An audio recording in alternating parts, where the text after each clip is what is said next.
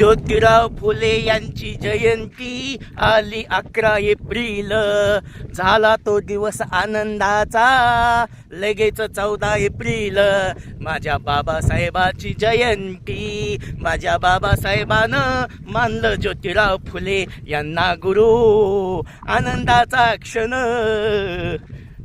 अरे ज्या शिक्षणाचे दार दिले ज्योतिराव फुल्यांनी शिक्षणाचा मार्ग दाखवला.